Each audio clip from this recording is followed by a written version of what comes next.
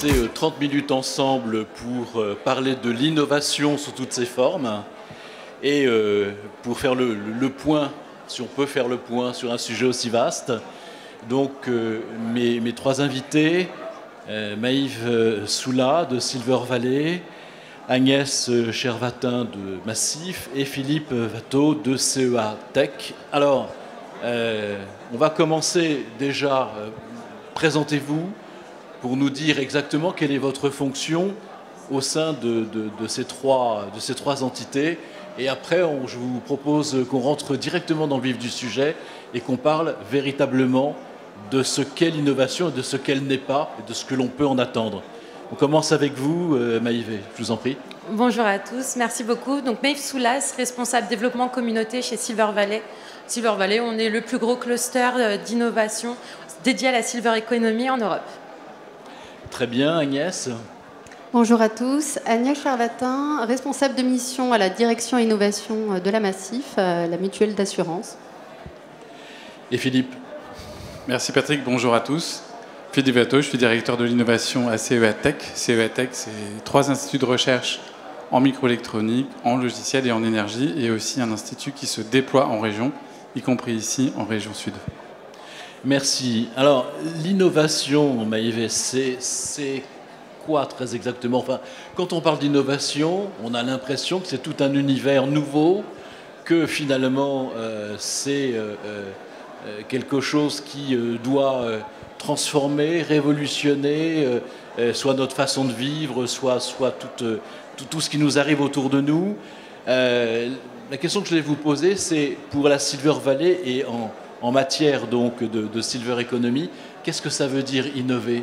Est-ce que ce n'est pas incompatible finalement que de vouloir aller dans j'allais dire, des domaines qui peut-être concernent davantage les personnes plus jeunes? Et on a de mauvaises idées là-dessus. C'est quoi innover en Silver Economy? Alors l'innovation, c'est très simple, hein. On a toujours cette idée que c'est prendre quelque chose de nouveau, comme par exemple la 5G, la mettre sur un grille-pain par exemple, et hop, on a un grille-pain connecté, ça c'est de l'innovation.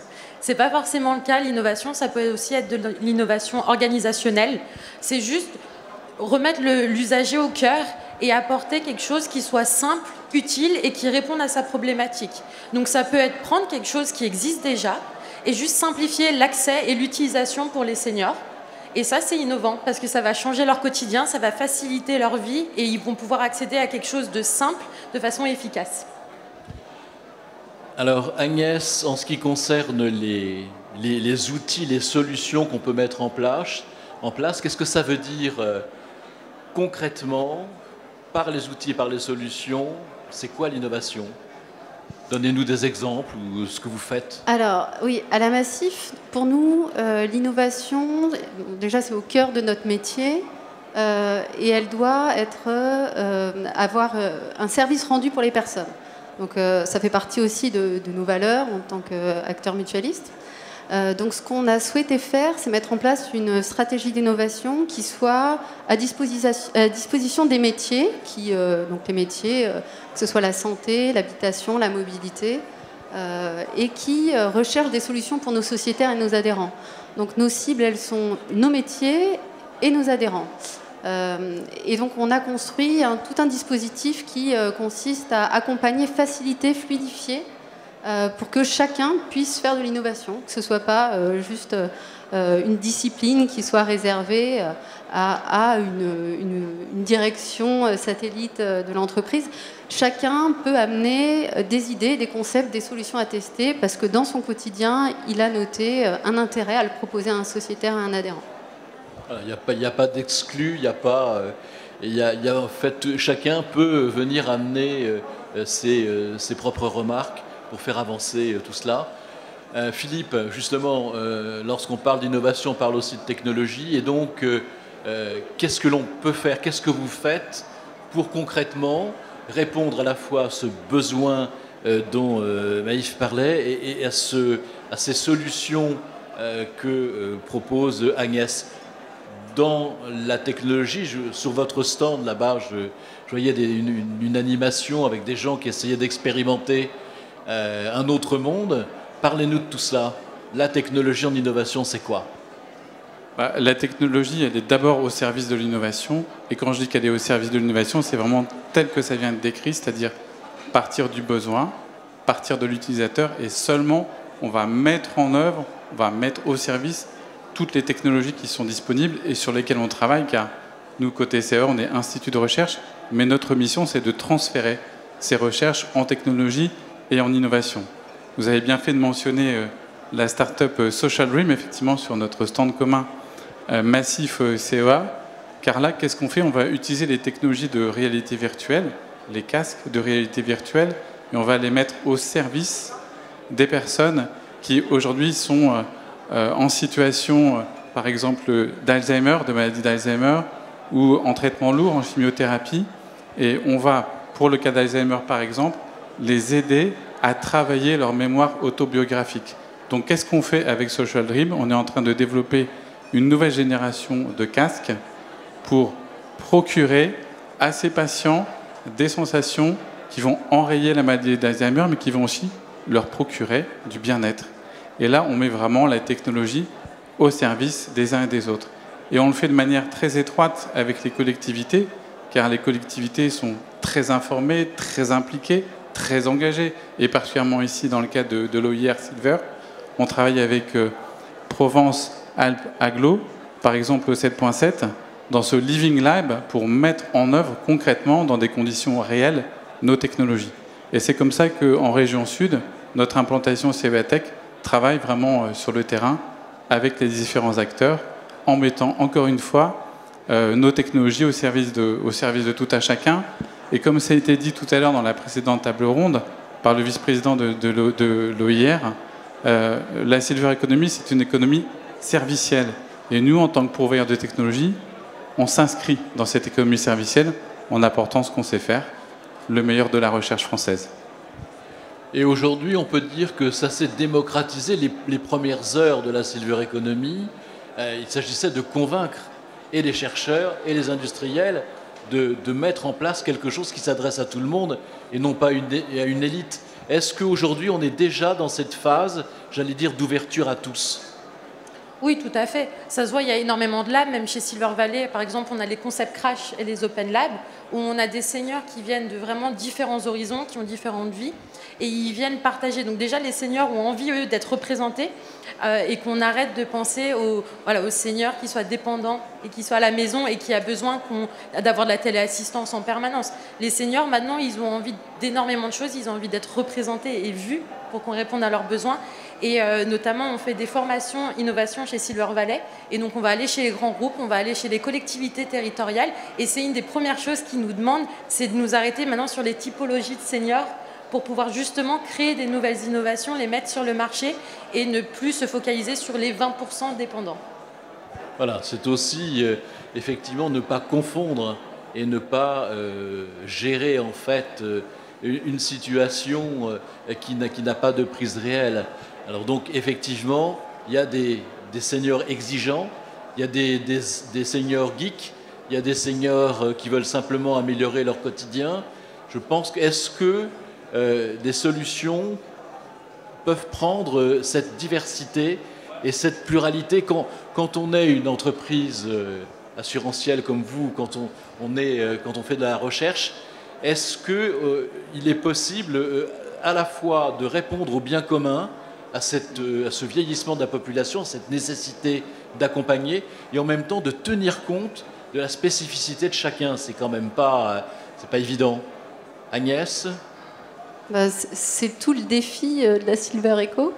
Moi, je dirais qu'aujourd'hui, à la Massif, on a fait le constat aussi de beaucoup de solutions très qualitatives, très innovantes, qui nous ont été présentées sur des problématiques spécifiques des populations, soit des maladies chroniques, soit des environnements. Enfin, et notre difficulté aujourd'hui, c'est de se dire est-ce qu'on va continuer à faire un catalogue de ces solutions, toutes très innovantes, et on se pose vraiment la question de l'interopérabilité entre ces solutions-là. Et voilà, on pense que c'est aussi une des clés de la réussite demain de la Silver Economy, c'est de savoir travailler ensemble et de ne pas proposer à l'utilisateur final quand même une dizaine d'applications, une trentaine de solutions. Voilà, la vie est déjà suffisamment compliquée pour eux. Donc il y a cet enjeu de simplifier. Et voilà, je pense qu'effectivement, ça reste un défi. Philippe ? Oui, ça me fait penser un peu à l'image du bouquet. Il faut vraiment pour chaque personne un bouquet de solutions. Pour que ce bouquet puisse être composé, il faut qu'il soit interopérable. C'est un peu comme un bouquet de fleurs. Et voilà, il y a toute une variété de fleurs et je pense que pour tout à chacun, on peut imaginer composer ce bouquet adapté. Et nous, côté technologie, ce qu'on cherche à faire, c'est des technologies qui sont génériques. C'est-à-dire que, par exemple, on est très fort en analyse d'images au CEA. On vous filme, on sait tout analyser. À partir de cette compétence-là, on peut trouver plein d'applicatifs. On a trouvé historiquement un applicatif en sécurité pour la surveillance. On a transmis à Thales ces algorithmes qui permettent de surveiller ce qui se passe dans l'aéroport. Mais ça trouve aussi des applications en silver economy. Pour la détection de chute, par exemple. Pour des changements de comportement qui relèvent de l'anomalie, ou au contraire, tout va bien.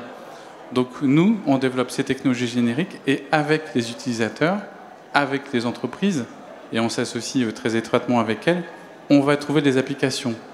Et on est aussi capable de dire, et aussi c'est notre rôle, nous, Institut de recherche, de dire ce qui sera possible dans 3, 5 ou 10 ans. Car on travaille l'avenir. On sait ce dont les capteurs seront capables dans 5 ou 10 ans, ce qui seront détectés. Ce que vous n'imaginez pas aujourd'hui. Mais ça aussi, c'est préparer l'avenir et éclairer les collectivités, éclairer les industriels sur ce dont la technologie sera capable.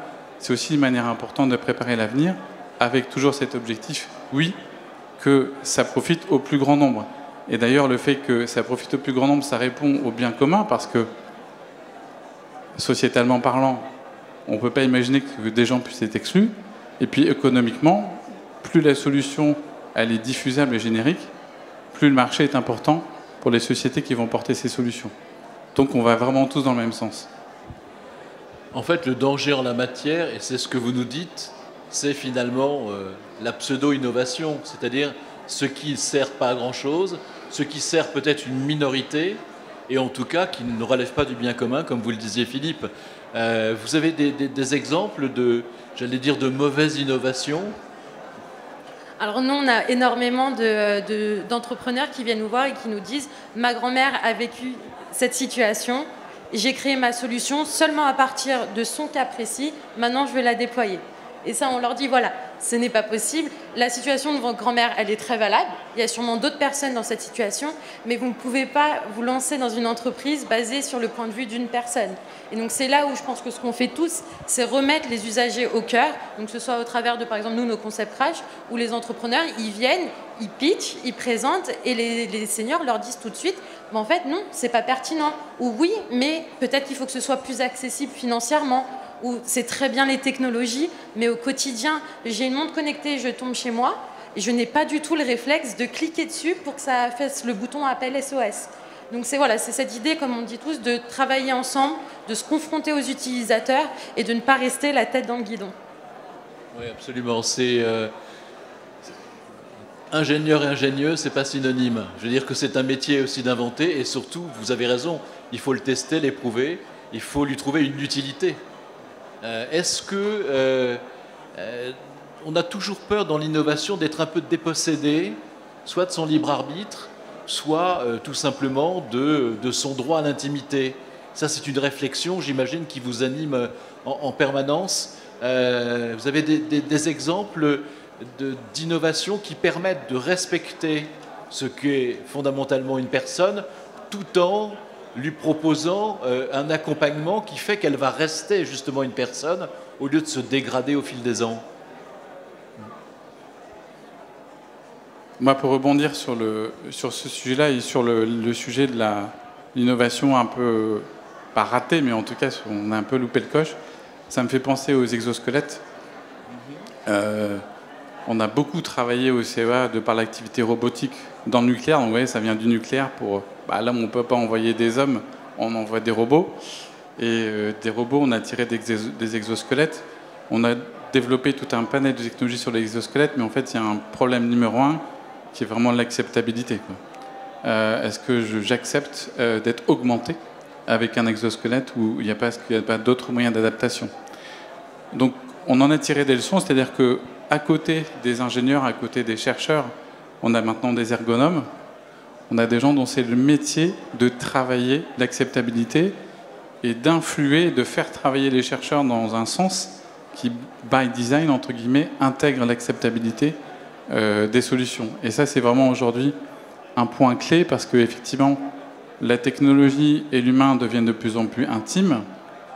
Vous êtes assez intime avec votre téléphone portable, mais les futurs devices vont être de plus en plus proches de vous, de plus en plus proches du corps, vont vous procurer de plus en plus de sensations, communiquer avec vos sens. Et donc cette intimité-là, effectivement, elle va poser très fondamentalement la question de l'acceptabilité et du consentement. Et ça, c'est un des sujets majeurs pour l'avenir de la technologie. Et singulièrement, ça se pose déjà dans la silver economy. Et donc, en ce sens, la silver economy est extrêmement intéressante parce qu'elle préfigure tout un ensemble de questions qu'on va se prendre, nous tous, à l'avenir. Donc oui, c'est un sujet vraiment extrêmement important, cette notion de consentement et de collaboration avec la technologie. Et d'ailleurs, nous, on a développé une start-up qui s'appelle EasyBot, qui est un robot collaboratif. Aujourd'hui, il est utilisé dans les usines, mais il pourra demain déployer ses capacités dans un contexte de silver economy, car c'est vraiment une technologie de robot qu'on n'enferme surtout pas dans des cages comme dans les industries, mais qu'on peut toucher, avec lequel on peut se cogner, on peut commander, avec lequel il y a une vraie relation, à tel point que voilà, les opérateurs qui aujourd'hui utilisent la technologie EasyBot, ils deviennent chefs d'équipe de robots. Donc voilà, ces sujets-là, collaboration homme-machine, homme-robot, technologie de plus en plus intime, c'est vraiment au cœur de l'innovation. Alors Agnès, comment vous faites pour éprouver ça, justement, en disant, bon, il y a le professeur Tournesol qui a inventé quelque chose de très bien, mais nous, comment on va... est-ce que c'est vous qui commandez ou est-ce commandez au professeur Tournesol ce que vous souhaitez pour vos sociétaires, ou est-ce que c'est vos sociétaires qui vous disent j'aimerais bien que le professeur Tournesol trouve quelque chose comme ça, et puis à vous, est-ce que vous recevez les différents professeurs Tournesol en herbe en les orientant quand, bien évidemment, la démarche est une vraie démarche, quand ce n'est pas uniquement une folie, si j'ose dire, Agnès? Alors oui, la démarche qu'on met en place, elle est sérieuse, parce que le sujet est sérieux. On reçoit énormément de sollicitations, de très bonnes idées, de solutions très innovantes. Et effectivement, lorsqu'on considère qu'elles répondent à un besoin, on valide déjà cette idée voilà, un concept qui valide le besoin, c'est la première étape. Ensuite, on passe dans une phase de démonstrateur. Et encore une fois, c'est très sérieux, c'est-à-dire que ça n'est pas du gadget pour nous. Il y a des informations qui sont à nous transmettre de façon très très importante de la part d'une start-up. C'est quelle utilisation de la donnée, est-ce que l'intégrité de la personne voilà, est respectée. Cet enjeu, et on mesure vraiment ces indicateurs d'acceptabilité qui sont essentiels, parce qu'on en parlait. On parlait des bonnes pratiques, mais on a aussi vu beaucoup de solutions de capteurs à domicile chez les seniors qui vraisemblablement n'avaient pas envie d'être suivis dans leur quotidien, et on voyait bien que ça ne fonctionnait pas. Donc la solution, elle peut pas s'imposer devant voilà, la désirabilité des personnes. Donc on fait avec, on fait pas pour, c'est un peu le principe, hein. Donc cette méthodologie, voilà, on essaye d'accompagner en fait ces startups aussi qui du coup, je pense, avec des acteurs comme la Massif, ont un certain retour d'expérience et on peut les accompagner pour pouvoir ensuite, lorsque la solution apporte vraiment un bénéfice pour la personne, elle sera proposée. Sachant qu'on n'est pas uniquement des payeurs, assureurs, hein, on a aussi beaucoup d'actions de coordination, de sensibilisation sur les territoires. Et donc c'est par ce biais-là qu'on peut aussi proposer et rencontrer en fait nos sociétaires. Et tout simplement, ils nous évoquent et ils nous remontent beaucoup de besoins. Donc on les valide à ce moment-là. C'est intéressant ce couple start-up et entreprise, j'allais dire bien installé, etc. Parce que l'une a besoin de l'autre et réciproquement, comme on dit. Mais Moi, j'ai toujours été étonné par le fait des rencontres. La difficulté, quand on a une start-up, soit on a une très bonne idée, on est capable, etc., mais il y a un moment où on doit être accompagné, ne serait-ce que financièrement, et aussi le projet doit être validé. On peut l'éprouver avant. Encore une fois, comment fait-on pour être sûr de ne pas passer à côté de quelque chose qu'on n'a pas vu? Vous savez, c'est Boris Vian qui disait une sortie, c'est une entrée qu'on prend à l'envers. Parfois, il suffit de voir autrement un problème pour trouver la solution et de ne pas être... Est-ce que lorsqu'on a une start-up avec des idées très précises, on peut vraiment aller les tester chez vous et se faire accompagner, se faire valider? Je veux dire, quand on est CEA, je veux dire, on a forcément tout ce qu'il faut pour éprouver complètement. Comment ça se passe? C'est-à-dire que est-ce que n'importe qui a accès à la possibilité de déclencher l'innovation? Parce qu'après, c'est toute une chaîne, j'imagine. Comment ça se passe chez vous? On fait toc-toc, on arrive, on dit voilà. Voilà, il suffit d'avoir une structure qui soit même pas forcément innovante, mais qui soit à destination des seniors ou des aidants. Et on a une offre de service qui permet déjà, au travers d'accompagnement, de brainstormer, de déjà se remettre en question, parce que souvent les startups, elles vont parler à leurs proches et elles n'ont pas accès à des experts. Donc on leur permet au travers des mercredis d'entrepreneurs, mais aussi par exemple des speed expertise où ils vont rencontrer des experts, que ce soit marketing, juridique, habitat inclusif, de se faire challenger et d'avoir des retours concrets sur comment améliorer, comment aller plus loin. Et bien sûr, encore une fois, passer en concept crash. Mais comme on disait tout à l'heure, il y a vraiment ce besoin de se retrouver tous ensemble, de se challenger et d'échanger. Il y a tellement de choses, je pense à des projets comme Projet EE qui travaillaient sur les flâneuses. Donc c'est une sorte on ne peut pas dire fauteuil roulant, mais qui permet aux seniors qui ont du mal à marcher de pouvoir se reposer de différentes façons. Ils ont mis 3-4 ans avant de vraiment immerger sur le marché, parce qu'ils n'arrivaient pas à faire comprendre l'utilité. Et c'est en faisant tester, que ce soit même maintenant, ils travaillent avec le Louvre, et en montrant que c'est aussi une solution qui est utile pour l'intergénérationnel, parce que les seniors vont aller au Louvre avec leurs petits-enfants. Le petit-enfant, il peut s'asseoir devant la flâneuse, et ça devient comme un jeu, ça devient une interaction. Et c'est en faisant ça, en démontrant l'utilité avec l'usager, et en échangeant avec les acteurs qui sont concernés, donc les musées qui travaillent au quotidien en recevant des seniors, qu'ils ont réussi petit à petit à s'imposer, et maintenant à être les leaders là-dessus. Philippe, c'est un état d'esprit, l'innovation. On arrive le matin, non pas avec l'invention du siècle dans la tête, mais avec quelque chose qui vous titille et qui vous dit, là, j'ai tel et tel projet sur mon bureau, je travaille avec un tel et un tel là-dessus, et comme on communique, puisque vous nous dites tous que finalement, la collaboration, le questionnement, est très important. Moi, je me rappelle, quand j'étais beaucoup plus jeune, on ne prenait que des polytechniciens pour résoudre certains problèmes. Dans certaines tables rondes, j'ai fait rentrer des philosophes. C'est très intéressant, parce qu'on se pose des questions à des étages différents, mais la solution, on la trouve tous ensemble. C'est un état d'esprit. Comment vous le mettez en avant et comment vous le titillez, si j'ose dire? En fait, au CEA, effectivement, les chercheurs je pense qu'ils se lèvent tous le matin avec le sujet qu'ils ont laissé la veille et qu'ils ont même parfois travaillé la nuit. Et ce ne sont pas que des chercheurs, ce sont des ingénieurs-chercheurs, et la précision est de taille. Donc il y a des polytechniciens, effectivement, mais pas que. Des docteurs et ingénieurs-chercheurs, ça veut dire quoi? Ça veut dire qu'on fait la recherche avec une finalité d'application vraiment chevillée au corps. Et c'est finalement ça qui donne le sens à l'activité quotidienne. Et après, par rapport à cette composition, vous précisez entre les philosophes, les ingénieurs et encore d'autres disciplines par ailleurs, nous on la retrouve aussi dans nos propres domaines à travers des briques technologiques, parce qu'au CEA, nous on fait des briques technologiques, et on fait des briques technologiques dans différents secteurs. Par exemple, on travaille sur la pile à combustible, donc on a des briques technologiques dans le domaine de la pile à combustible. On fait des algorithmes, je disais tout à l'heure d'analyse d'image, mais on fait sur le son, on fait sur plein de choses. Donc on a des briques techno. Et il faut que vous nous voyez un peu avec cette espèce de boîte de Lego, avec toutes ces briques technologiques. Et l'innovation, elle vient à la fois sur la création de nouvelles briques, mais aussi sur les combinaisons des différentes briques. Car pour répondre à un besoin donné, c'est souvent pas une seule brique qu'il faut mobiliser, c'est un objet qu'il faut fabriquer, qu'il faut imaginer, qu'il faut concevoir.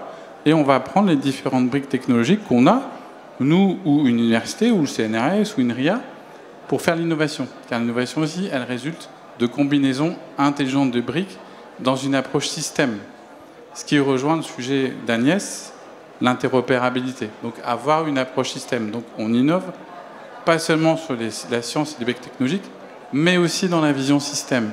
Un exemple, et j'en terminerai là-dessus, on a une start-up qui s'appelle Diabeloop, qui va faire la révolution sur l'insuline et le traitement du diabète type 1, où vous allez avoir un device sur le corps qui va mesurer le taux d'insuline en temps réel avec une micropompe, et à chaque fois qu'il y a besoin, de manière automatique, avec l'algorithme qui va derrière, délivrer la bonne dose d'insuline, et qui va aussi connecter ça à votre activité physique via votre montre connectée.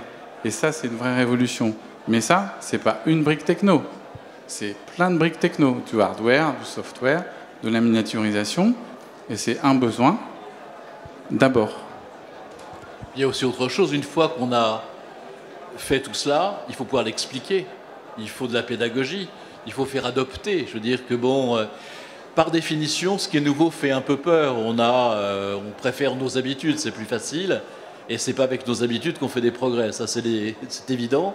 Donc, comment vous faites pour faire partager cette pédagogie, pour l'adapter en disant, mais voilà, c'est ça qui permet de résoudre ça, en dehors d'un discours scientifique, en dehors d'un discours marketing, en dehors voilà, simplement pour arriver à convaincre, toucher l'intime de chacun.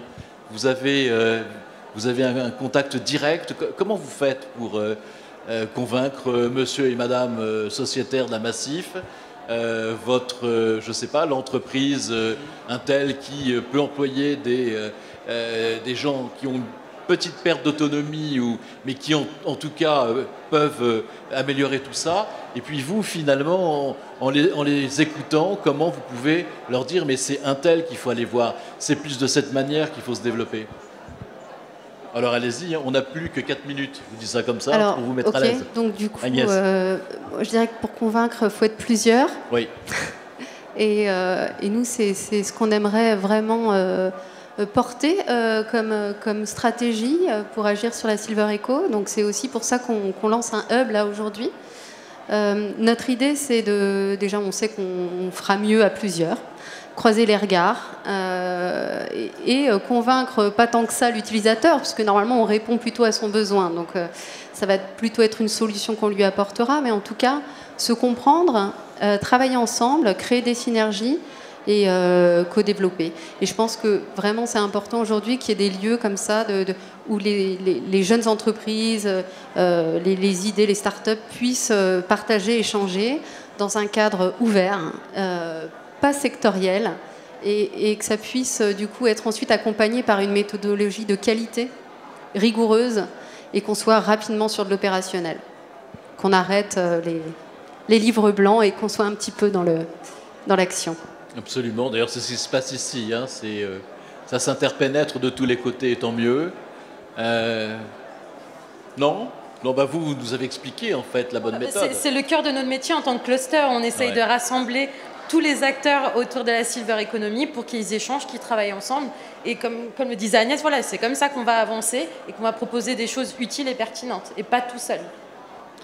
Donc l'avenir est à la complémentarité, à l'ouverture et en même temps à la spécialisation. Parce que, voilà, c'est assez curieux, ça paraît très contradictoire. En fait, vous faites tous des métiers d'architecte.